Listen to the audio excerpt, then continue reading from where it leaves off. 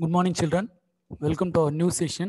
In this session, we are going to complete the remaining concepts in the Geography Unit 6, Physical Geography of Tamil Nadu.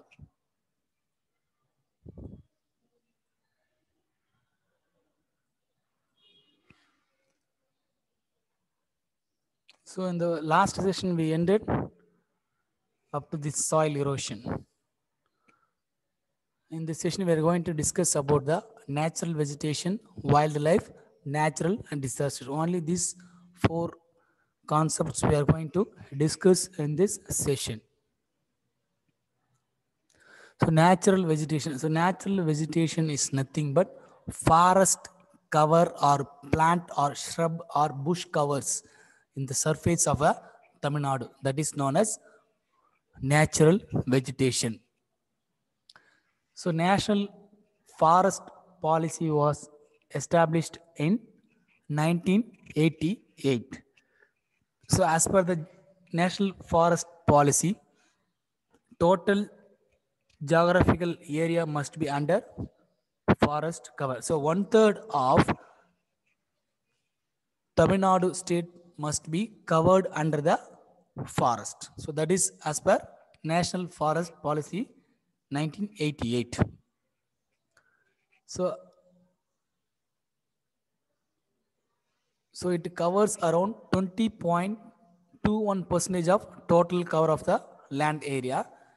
So the longest hill station is Western Ghats, and it has a 25 global hotspots of biodiversity. Biodiversity உயிரியல் பூங்காக்கள், உயிரியல் சில முக்கியமான உயிரினங்களை வசிக்கிற இடம் தான். அந்த மாதிரி வெஸ்டர்ன் காட்ஸ் ரீஜன்ஸில் 25 இருக்குது. ஸோ அதுக்கடுத்து என்ன பார்த்தீங்கன்னா different types of forest. So tropical evergreen forest, montane wet temperate forest, tropical deciduous forest, mangroves forest, tropical thorn forest. These are the different types of forest situated in Tamil Nadu. So first type of forest என்ன பார்த்தீங்கன்னா tropical evergreen forest. So இது எந்த ரீஜனில் இருக்குது, எந்த மாதிரி இடத்துல இந்த ஃபாரஸ்ட் ஃபார்ம் ஆகும் அப்படின்னு பார்த்தீங்கன்னா, ஸோ எங்கே வந்து ரெயின்ஃபால் ஹெவியாக இருக்குதோ அந்த மாதிரி இடங்களில் இந்த டிராபிக்கல் எவர்கிரீன் ஃபாரஸ்ட் வந்து எப்பயுமே அங்கே இருக்கிற காடுகள் வந்து ரொம்ப செழிப்பாகவும் பச்சை பசேன்னு இருக்குது. That is known as tropical evergreen forest. So எந்த ரீஜன்ஸில் இது மெயினாக இருக்குது அப்படின்னு பார்த்தீங்கன்னா, ஸோ வெஸ்டர்ன் காட்ஸு, திருநெல்வேலி, கன்னியாகுமரி, நீலகிரிஸ், கோயம்புத்தூர் இந்த இடங்களில் இந்த டிராபிக்கல் எவர்கிரீன் ஃபாரஸ்ட் லொக்கேட் ஆகிருக்கு. ஸோ அங்கே என்னென்ன மாதிரியான ட்ரீஸு, செடி கொடிகள், மரங்கள் வளரும் அப்படின்னு பார்த்தீங்கன்னா, மஹோகனி, உள்ளி cassia, mango, jack, monkey teak, கிராப், மெட்டல், ஐயானி, கிண்டல், ஜாமுன் ஜாக், ஜாவா ப்ளம், பனாசா, மலபார் ஐன்வுட், சினமன். ஸோ இந்த மாதிரி ட்ரீஸ் எல்லாமே பார்த்தீங்கன்னா இந்த டிராபிக்கல் எவர்கிரீன் ஃபாரஸ்ட்டில் க்ரோத் அதிகமாக இருக்கும்.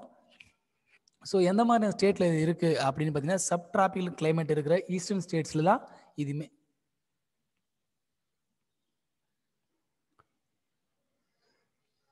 ஸோ இந்த சப் டிராபிக்கல் கிளைமேட் ரீஜன்ஸ் இருக்கிற ஈஸ்டர்ன் காட்ஸ் ஏரியாக்கள்லையும் இந்த ஃபாரஸ்ட் இருக்குது அப்படின்றாங்க.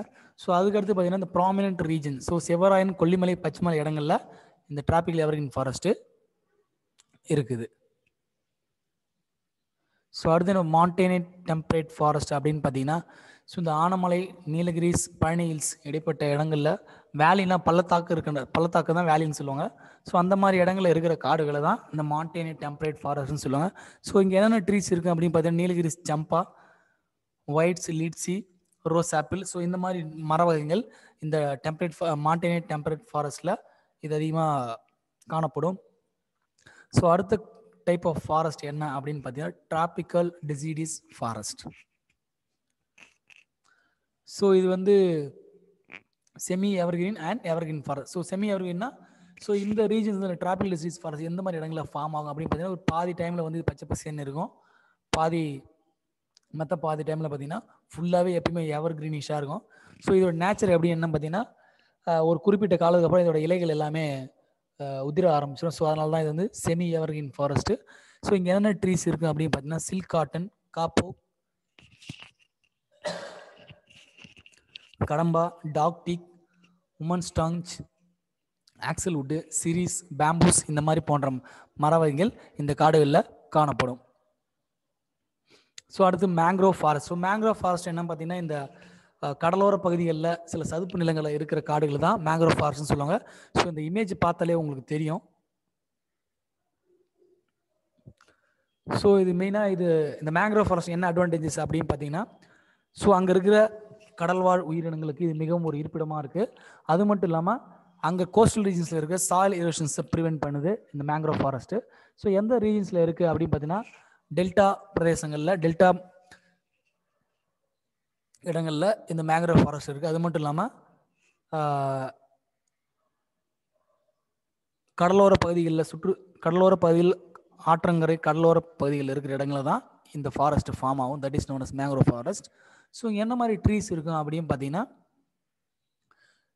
Asiatic mangrove, white mangrove, wild jasmine and Indian பைவாட். ஸோ இந்த மாதிரி மர வகைகள் அங்கே இருக்கும். ஸோ அது மட்டும் இல்லாமல் அவிசினியா, ரைசோஃபோரா இந்த மாதிரி போன்ற சில மீன் வகைகளும் இந்த இடங்களில் உயிர் வசிக்குது. இது மாதிரி மர மற்றும் மீன் வகைகள் இந்த மாதிரி காடுகளில் உயிர் வாழுது. ஸோ எந்த மாதிரி ரீஜன்ஸில் இது மெயினாக இந்த மேங்க்ரோவ் ஃபாரஸ்ட் இருக்குது அப்படின்னு பார்த்தீங்கன்னா, பிச்சாவரம், வேதாரண்யம், முத்துப்பேட், சத்திரம், தூத்துக்குடி போன்ற இடங்களில் தான் இந்த மேங்க்ரோவ் ஃபாரஸ்ட் லொக்கேட் ஆகிருக்கு. ஸோ அடுத்தது என்ன நம்ம பார்க்க போகிறோம் அப்படின்னு பார்த்தீங்கன்னா, டிராபிக்கல் தான் ஃபாரஸ்ட். தான், THON, தான் அப்படின்னு என்னன்னு பார்த்தீங்கன்னா, முள்காடுகள். ஸோ இது எந்த மாதிரி இடங்களில் இருக்குது? இந்த இடங்கள் இந்த டிராபிக்கல் தான் ஃபாரஸ்ட் பார்த்தீங்கன்னா, மெயினாக டிராபிக்கல்னாலே ஆல்மோஸ்ட் ஸோ அங்கே மழைப்பகுதின்றது ரொம்ப கொஞ்சம் கம்மியாக தான் இருக்கும். அது மட்டும் இல்லாமல் ஸோ ஆல்டிடியூட் 400 மீட்டர் ஆல்டிடியூட் பிளைன்ஸில், ஸோ 400 மீட்டர் ஆல்டிடியூட் பிளைன்ஸ் அப்படின்னு பார்த்தீங்கன்னா, ஸோ ஹைட்டாக இருக்கிற இடங்களில் இருக்கிற இந்த காடுகளை தான் டிராபிக்கல் தான் ஃபாரஸ்ட்னு சொல்லுவாங்க. அங்கே இருக்கிற மரங்களும் பார்த்தீங்கன்னா நிறைய முட்களோடு இருக்கும். ஸோ தான்னா முள், THORN, முள்னா முள், அதான். ஸோ எந்த மாதிரி ரீஜன்ஸில் இந்த காடுகள் ஃபவுண்டட் அப்படின்னு பார்த்தீங்கன்னா, தருமபுரி, ராமநாதபுரம், விருதுநகர் இடங்களில் இந்த மாதிரி காடுகளோட அமைப்பு இருக்குது. ஸோ என்னென்ன ட்ரீஸ் கிடைக்குது அப்படின்னு பார்த்தீங்கன்னா, ரஸ்டி, அக்காசியா, வீல், நீம், பாம், ஷ்ரப்ஸ், இந்த மாதிரி மர வகைகள், தாவர வகைகள் இந்த காடுகளில் கிடைக்குது. ஸோ அடுத்தது என்ன பார்த்தீங்கன்னா, வைல்ட் லைஃப்.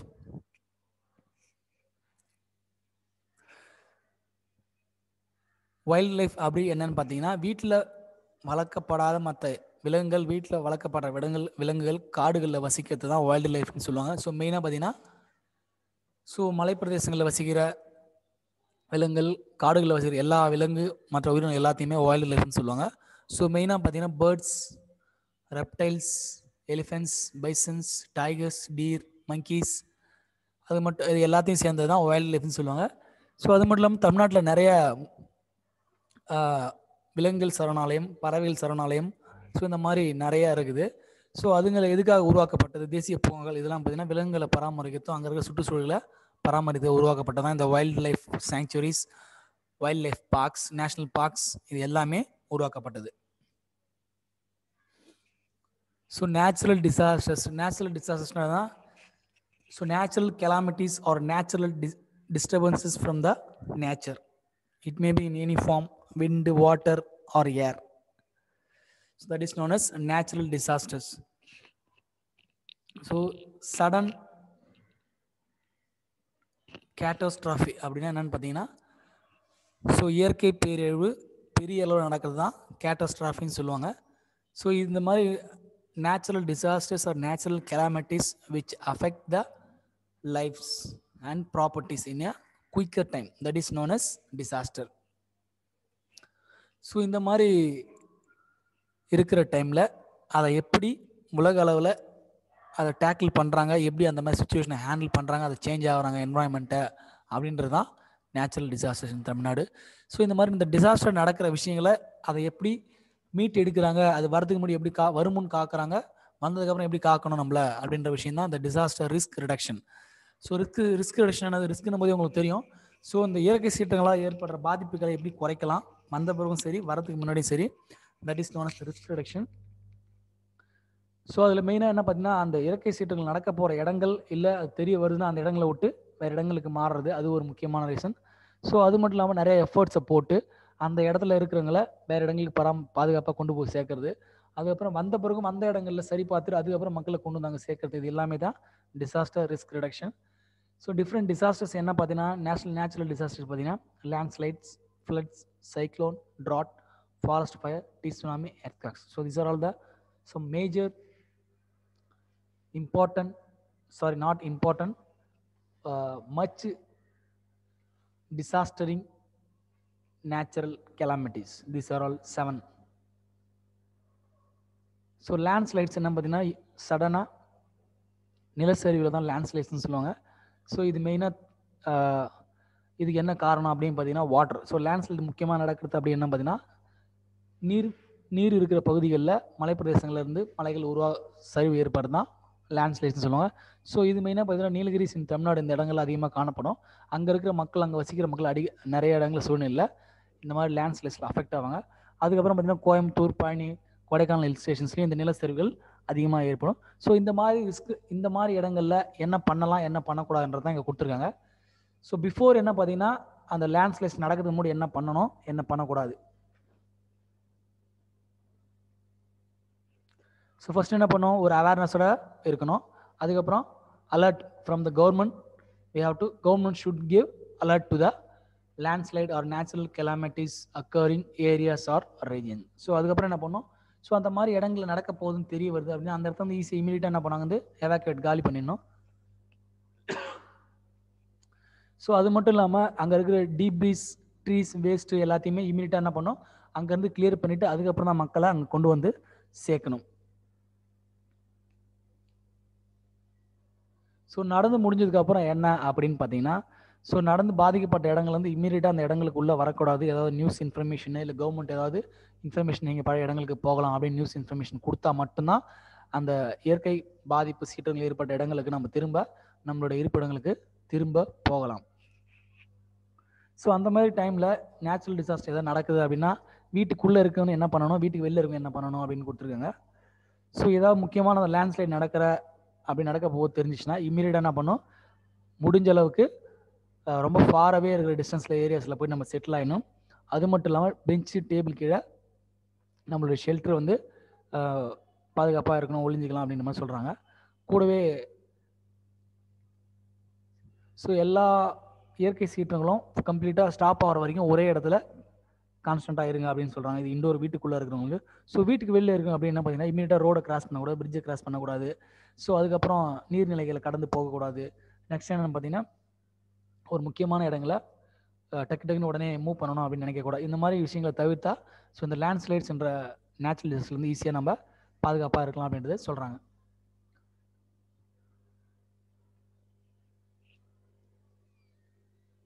ஸோ அடுத்தது என்ன அப்படின்னு பார்த்தீங்கன்னா ஃப்ளட்டு. ஸோ மெயினாக காமனாக வந்து இது ஃப்ளட்டு, இது வாட்டர்னால் ஏற்படுறது தான் இதுவும் அந்த லேண்ட்ஸ்லைட் அப்படி தான்.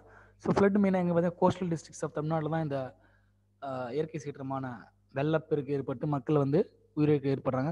ஸோ அதுக்கப்புறம் ஆஃப்டர் எப்படி பண்ணணும், பிஃபோர் எப்படி இருக்கணும், வெள்ளம் வரதுக்கு முன்னாடி வந்ததுக்கப்புறம், ஸோ டியூரிங் அந்த வெள்ளம் பெருக்கு இருக்கும்போது என்ன பண்ணலாம் அப்படின்னு பார்த்தீங்கன்னா, ஸோ பிஃபோர் என்ன பார்த்தீங்கன்னா நம்மளுடைய வெள்ளப்பெருக்கு வரதுக்கு முன்னாடி நம்ம முக்கியமான ரூட்ஸு நம்ம கிளியராக வச்சுன்னு நம்ம இமீடியட்டாக ட்ரான்ஸ்ஃபர் ஒரு இடம் விட்டு இடம் போயிருத்துக்கும். ஸோ ஹையர் கிரவுண்ட், ஸோ அதிகமான ஹைட் இருக்கிற இடங்களில் போய் நம்ம செட்டில் ஆகிடணும். ஃபோன் நம்பர்ஸ் எல்லாத்தையும், எமர்ஜென்சி இம்பார்ட்டன்ட் இன்ஃபர்மேஷன் எல்லாத்தையும் கலெக்ட் பண்ணிவிட்டு தொடர்பு கொள்ள விஷயம் எல்லாத்தையும் ரெடியாக நம்ம சேஃபாக எடுத்துகிட்டு போயிட்டு வேறு இடங்களில் சேஃபாக ஆகிறது தான் பிஃபோரு. ஸோ அந்த மாதிரி காலகட்டங்களில் வெள்ளப்பெருக்கு ஏற்பட்டுச்சு அப்போ எப்படி என்ன பார்த்தீங்கன்னா டிரைவிங் பண்ணக்கூடாது.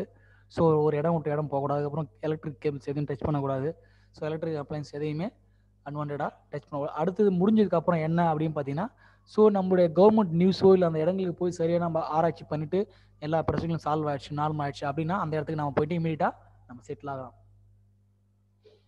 ஸோ அடுத்து என்ன பார்த்தீங்கன்னா சைக்ளோன். ஸோ சைக்ளோன்ஸ்னால் ஆஸ்யூவல் நம்ம இப்போ ரீசெண்டாக நம்ம எக்ஸ்பீரியன்ஸ் பண்ணோம் நிவர் சைக்ளோனு. ஸோ அந்த மாதிரி கடலூர், புதுச்சேரி நிறைய இடங்களில் பார்த்தீங்கன்னா முக்கியமாக வந்து இது சைக்ளோனை அஃபெக்ட் ஆகிற இடம் இது. ஸோ மெயினாக Villupuram, Tiruvannamalai, Kanchipuram, Vellore, northern parts of Chennai, அதுக்கப்புறம் இந்த மாதிரி இடங்கள் எல்லாமே பார்த்தீங்கன்னா சைக்ளோன் அதிகமாக அடிக்கடி என்ன பண்ணி டிஸ்டர்ப் பண்ணிகிட்டே இருக்கும். ஸோ அது வரதுக்கு முன்னாடி என்ன பண்ணணும் அப்படின்னு பார்த்தீங்கன்னா தேவையில்ல ரூமர்ஸ் கண்டு நம்ம எதுவும் பெருசாக நம்ம பயப்பட தேவை. அது மட்டும் இல்லாமல் மொபைல் ஃபோன்ஸ் எல்லாத்தையுமே சார்ஜாக வச்சுக்கணும். ரேடியோ, மீடியாவில் இல்லை நியூஸில் கூட விஷயத்தை நம்ம அடிக்கடி ஃபாலோ பண்ணிட்டு இருக்கணும். So fisherman should not go for fishing, deep sea fishing in the during cyclone times, so that may hurt their life or their future.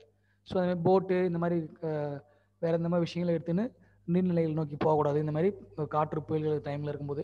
So during அந்த மாதிரி சைக்ளோன்ஸ் டைம் அந்த டைமில் என்ன பண்ணணும் அப்படின்னு பார்த்தீங்கன்னா வயசானவங்க, பெரியவங்க எல்லாத்தையும் நம்ம பத்திரமா பார்த்துக்கணும். ஸோ எலக்ட்ரிக்கல் அப்ளைன்சஸ் எதையுமே டச் பண்ணக்கூடாது, வெளியும் போகக்கூடாது. ஸோ அதுக்கப்புறம் சைக்ளோன் அப்புறம் என்ன பண்ணணும் அப்படின்னு பார்த்தீங்கன்னா, கவர்மெண்ட்லேருந்து கிடைச்ச நியூஸை வச்சுக்கிட்டு அதுக்கப்புறம் நம்ம எல்லாமே கரெக்டாக இருக்குது அப்படின்னும் போது நம்ம வெளியே போகலாம். ஸோ அடுத்து நம்ம ட்ராட்னா வறட்சி, இந்த இமேஜை பார்த்தாலே புரியும். ஸோ நீர்நிலைகள் ஃபஸ்ட்டு வந்து நீர்நிலைகளால் நீர் அதிகமாக வந்தனால ஒரு ப்ராப்ளம். செகண்ட் என்ன பார்த்தீங்கன்னா, நீர் இல்லாதனால ஒரு பிரச்சனை. That is known as drought. நீர் பற்றாக்குறை, வறட்சி, பஞ்சம், தண்ணி நீர் இல்லாதனால உருவாடுற.